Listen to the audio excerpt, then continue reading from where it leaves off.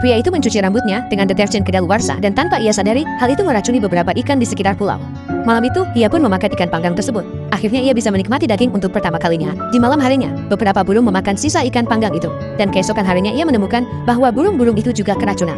Maka, ia kembali menikmati hidangan baru, daging burung panggang. Sebelum terdampar, pria itu memiliki utang bank. Putus asa, ia mencoba bunuh diri dengan melompat ke sungai. Namun bukannya tenggelam, ia malah terbawa arus dan terdampar di sebuah pulau kecil di tengah kota. Meski tadinya ingin mati, naluri bertahan hidup membuatnya terus mencoba menyelamatkan diri. Ia berulang kali berusaha memanjat pilar jembatan, namun selalu gagal karena tidak bisa berenang. Setelah menyerah, ia berniat menggantung diri. Namun baru saja hendak memasukkan kepalanya ke jerat, perutnya mules, dan ia merasa buang air jauh lebih penting. Saat bergegas ke semak-semak, ia justru menemukan semak buah beri merah. Ia memetik satu, mencicipinya, dan rasa manis itu membawanya kembali pada kenangan masa kecil, serta kehidupannya yang hancur. Hingga ia menangis terseduh-seduh. Setelah meluapkan semuanya, ia merenung. Akhirnya, ia memutuskan untuk hidup di pulau itu, dan meninggalkan dunia lamanya. Untuk mengisi perut, ia memakan jamur liar. Ia mencoba membuat api dengan menggesekkan kayu, namun hanya menghasilkan lepu di tangannya, bukan nyala api. Ia pun duduk dan menyalakan sebatang rokok. Setelah itu, ia mulai mengumpulkan sampah di tepi pantai.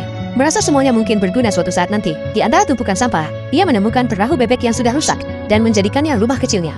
Hari-hari berikutnya, ia semakin terbiasa dengan kehidupan di pulau. Ia sampai menyukainya. Setiap kali kapal pesiar lewat, ia akan bersembunyi agar tidak ditemukan. Suatu hari, ia menemukan bungkus mie goreng kecap berisi bumbu yang belum dibuka. Melihat gambar mie panas di kemasannya, membuatnya sangat ingin makan mie goreng. Demi mengabulkan keinginannya, ia mulai mengumpulkan berbagai buah di pulau itu.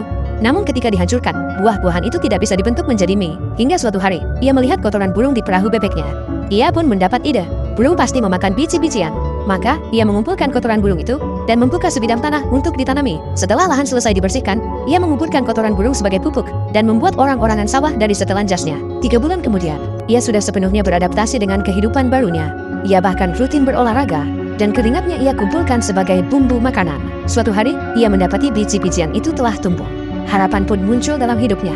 Menjelang akhir musim gugur, tanamannya siap panen, bukan hanya jagung, tetapi berbagai tanaman lainnya. Ia menggiling jagung menjadi tepung, mencampurnya dengan air, hingga menjadi adonan. Menggunakan botol anggur sebagai alat penggiling, lalu memotong adonan itu menjadi mie dengan tutup kaleng. Setelah mie matang, ia membuka bumbu yang telah ia simpan berbulan-bulan. Ia mencampur mie, bumbu, dan lauk sederhana yang dimilikinya. Dengan penuh perasaan, ia mengambil mangkuknya dan mulai makan. Saat suapan pertama masuk ke mulutnya, ia tak mampu menahan air mata.